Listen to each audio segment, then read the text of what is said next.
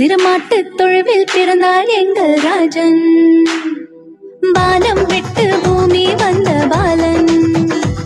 சிறுமாட்டு தொழுவில் பிறந்தார் எங்கள் ராஜன். ஓஹோ,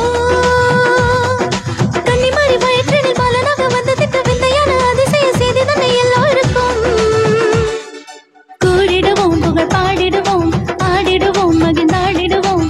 கூடிடுவோம், புகழ் பாடிடுவோம், ஆடிடுவோம், மகிழ்ந்தாடிடுவோம். வானம் விட்டு பூமி வந்த பாலன். சிறுமாட்டு தொழுவில் பிறந்தார் எங்கள் ராஜன்.